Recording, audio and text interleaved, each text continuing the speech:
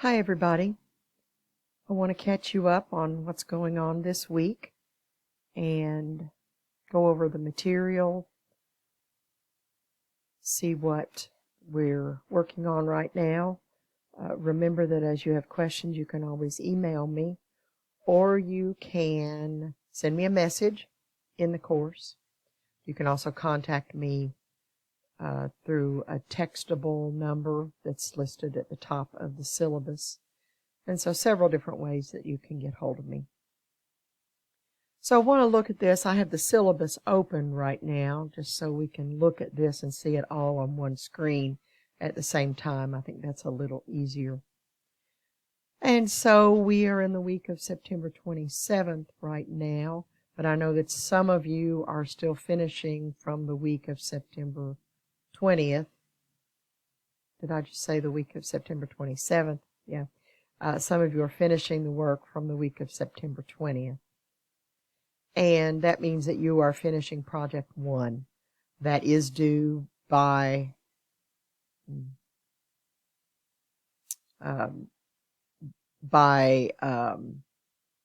this coming Sunday, October 3rd at 11:59 p.m. I just confused myself there. So the due date was Sunday, September 26th. But some of you may be using that extra grace week to get that done.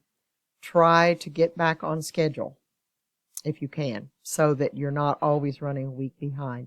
The problem with running a week behind is then if you need additional time, there is no additional time. You've already used the extension.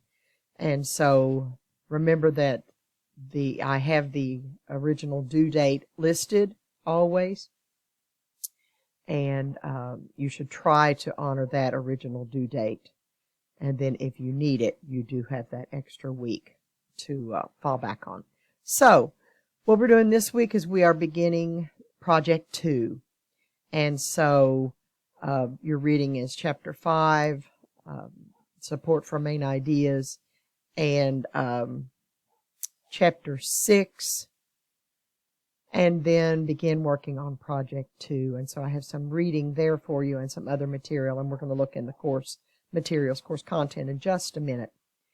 But I want to walk you through and show you how much time you have to work on this. Next week, the week of October 4th, then you'll be reading Chapter 7 and continuing to work on Project 2. You have a discussion board next week that you'll want to write on. The next week, Monday and Tuesday, October 11th and 12th, are the college's fall break, and so you will not have any in-person classes if you have any of those 2 days. There still is work due in our online classes, but of course you don't have to work on those particular days. But then you'll be reading Chapter 8, looking at titles and introductions and conclusions, which will be very helpful for you as you work on Project 2. And then the next week, so on Wednesday, October 13th, I've set that as a date to submit a rough draft for review. And so keep that in mind, that is a good deadline for you to get some work turned in to Thinking Storm, so you can get some feedback on it and then get that paper back with some feedback and have plenty of time to revise it to be able to turn that in by Sunday, October 31st. During that last week of October, I also ask you to set up an appointment with me, a 15-minute one-on-one conference, and I'll be providing some information on that, on how you will do that as we get a little closer to it. So that will be kind of fun for us to meet online, but face-to-face, camera to camera, and be able to have some time just to talk about how you're doing and what kinds of questions you might have. And so that is Project 2. So I want to talk about what's going on with Project 2 so that you're aware of what you're doing. So I'll come back to the course. Let me open the student preview so that it looks like what you see when you look at your screen. All right, so I'll be closing some of these folders once the deadline for Project 1 passes, and that way you won't have to scroll quite so far down on the page to get to where we are. So let's look at what's going on in this week with September 27th. And again, for each section, I have what to do in this section, and when you click on that, then you can just scroll to the right and go through from one item to the next, to the next, to the next in the folder. And what I want to do is skip down here to the bottom. So this talks about Project 2. This link sends you to your textbook, and it sends you to those pages, pages 405 through 426 in the textbook. I have a hard copy of the textbook in addition to the online version, and so that will send you in your textbook to those pages to read about Project 2. Now, what's included in this is an explanation of the project and just an overview of it, and then it walks you through the steps in the project. It also provides 4 articles within the chapter. And so those are right there for you. You don't have to do any research, go find any additional information. It's all provided right there for you. I love this textbook. And then it walks you through the process of pulling ideas from those 4 articles together and writing a paper. So what you're going to be doing in this assignment is writing an informative paper about social media, the good things about social media or the bad things about social media, or maybe both good and bad. And you're going to have 4 different articles to draw from, along with your own knowledge, your own experience of social media. Now, again, this is an informative paper. It's not an argument. So you're not trying to convince someone or change someone's mind. It's not persuasive. So, again, you're not trying to make someone see this issue the way you see it. You are writing to inform them and just give them some information that they need to know about a particular issue having to do with social media. The book does a pretty good job explaining the difference between a persuasive thesis statement and an informative thesis statement. And so it, let's see, that really is at the top of 422. So your thesis statement might be something like, children's unsupervised use of the internet can be dangerous in a variety of ways. And the reader would say, well, how? And so your paper would tell that variety of ways. Maybe that social media has made a difference in people's relationships. That social media is changing our family dynamics, or the way we argue, or the way we share ideas. I mean, there are all kinds of issues that you could think about with social media. And you'll have more ideas once you read the 4 articles that are presented to you in that link, in that section about Project 2. So, what I want you to do, the requirements on my end, because the book doesn't really specify this, it gives you these 4 articles. I am going to require that you use at least 2 of those articles as you write your paper. So you'll use the ideas from them. You may even quote from them. That would be your call. So let me open this template, because what I provided in this template is basically the shell of the paper for you to write. I did that with Project 1, and so now here it is with Project 2. So let's walk through this together and see what you're doing in this paper. So I have the structure here for an MLA, Modern Language Association, format paper, where you will click up here in the top. Click up here and you see what happened, how my cursor went up there. Let me click off of that. Double click off of that. That closed.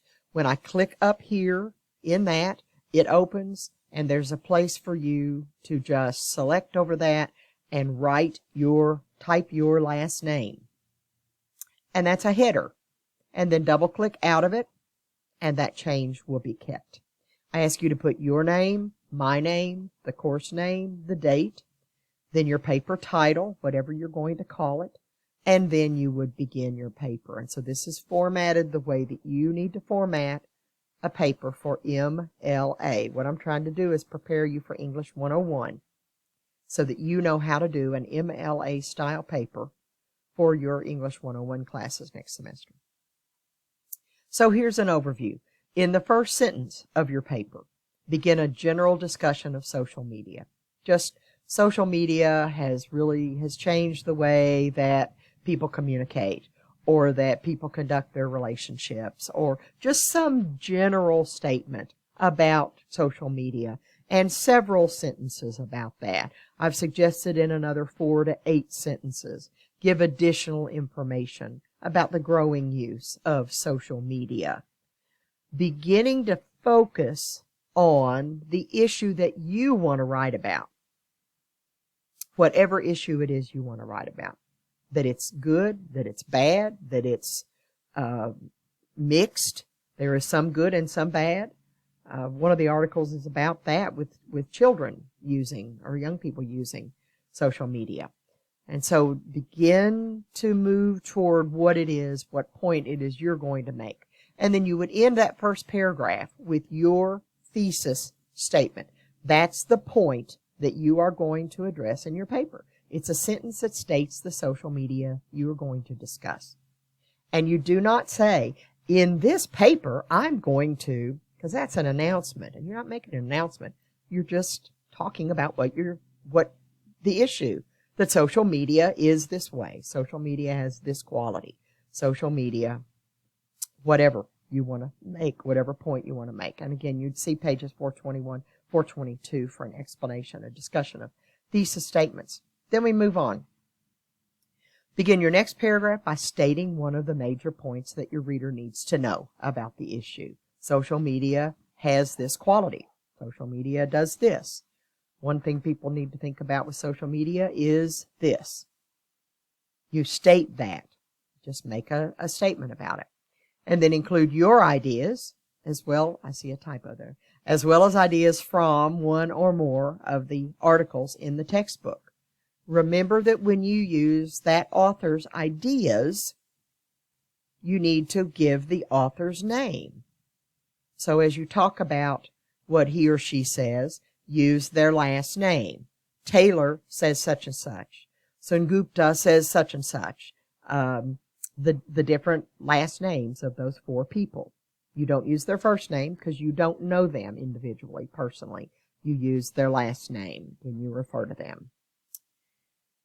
And if you quote, that means if you use any of their words exactly, you must put them in quotation marks. And when you do that, you also have to put the page number for the quote in parentheses at the end of the sentence. And you just put the number, not the abbreviation P period space and the number. Just the number, 409, or whatever page it is. Each of your body paragraphs should be 6 to 8 sentences long. It could be longer, but it shouldn't be any shorter. And then continue on through your paper. Use additional body paragraphs for each of the major points that you need to make about that issue that you're discussing. What does the reader need to know about that issue? In each of those body paragraphs, and there will be several of them, I ask that you have at least 2 body paragraphs. So an introduction and then at least 2 points that you're going to make, and then a conclusion. Most of you, many of you, will have more. You might have 3, you might have 4 body paragraphs.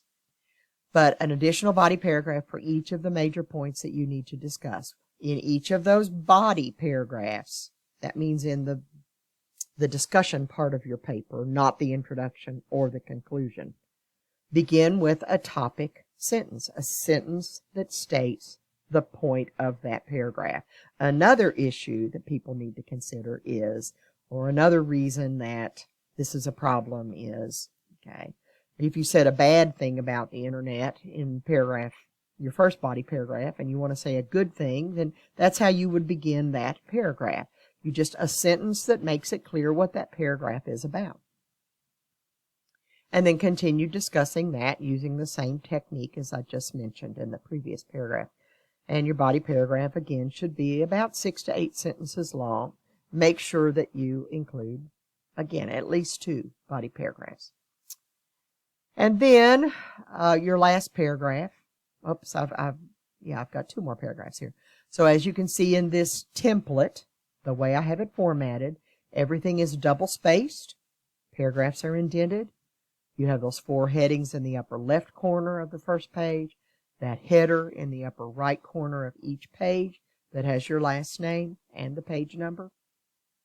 And I showed you how to double-click on the header to replace that word surname, which means last name, with your last name, and then click the cursor down in the paper to exit the header. It automatically corrects. So if I do that and I type Swango there for my last name, you would put your last name. I don't want to delete the page number. So if I did that, there we go. And I double click off of that, and that should correct it on every page. And there it is. Okay? So that it's just that simple to correct the header once you have a header. Then to conclude your paper, whoops, and I need to make an edit there too because this isn't a summary. To complete your paper, write a conclusion paragraph that summarizes the information that you've discussed. That's one way to write a conclusion. You'll read more about writing conclusions in one of the upcoming chapters.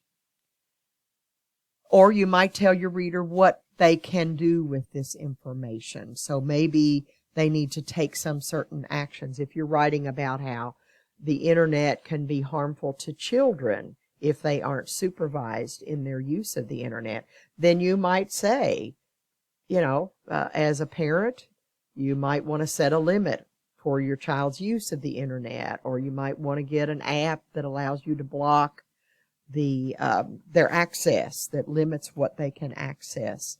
You might want to limit them to a certain number, certain type of website. Okay? Make sure that everything in your paper is in your own words. All the ideas are in your words, and that you haven't copied any exact wording from any of the articles unless you use quotation marks and you mention the author's name and you include the page number in parentheses at the end of the sentence. We'll look more at that as we talk about quoting. So you can use a phrase like Taylor says, or Borcher explains that blah, blah, blah, or according to Sengupta, who's one of the other authors. All right? So that is the way that you would give their ideas, that so-and-so says, or so-and-so states, so-and-so explains, according to so-and-so, and you give that information that way. That way it makes it clear that it's not your idea, but that idea belongs to that person. And then if you use their exact words, again, you must use quotation marks around them, and you must provide the page number. That's essential for documenting it, giving credit for it. And then the last page of your paper will be your works cited. And I've created the works cited. What you will need to do, since I've asked you to use at least 2 of these 4 sources, is if you don't use one of these, you need to delete it off of this page. If you don't use 2 of them, then you need to delete the 2 of them off of the page. because this works cited must use at least 2 sources. So at least 2 of the 4 sources that you read in the textbook are required. You can use 3, you can use 4, but that means you list them on your works cited and you mention them in your paper. You mention ideas from them and you mention the author. So I put these together. So these begin with the author's last name, comma, first name, period, the name of their article in quotation marks, period, the name of the source that it was originally published in, and that goes in italics, and then the date it was published. And you can see that MLA uses this reverse date, 5 December 2016. So there's only a period in it for the abbreviation of the month. There is no comma in it. And then this article has been reprinted, and so we have to provide that reprinted in, and then our textbook information, Common Places, 2nd edition, Lisa Hoffner and Kit Hoffner, editors, because they did not write this article. They wrote the textbook, but they have brought this article in from another source, and so they are called the editors of it. McGraw-Hill is the publisher, comma, the year of publication, period, and then the page span of that article. And so each one of those is handled that way. See, one of these, Jim Taylor's article, was published in an online blog, and so it's a little different because it has his name, the name of the article, the name of the website it came from, in italics, the date it was published, then the website URL in italics, and then the reprint information. So that's how that is put together. So a lot of information for you as you pull your paper together. I'll come back in and make these couple of edits in this document that I have just found need to be corrected, and I'll update that so you have access to that. So that gives you some information to get started. Your first task, of course, is just to read that material about Project 2 and begin to think about what you want to say about social media.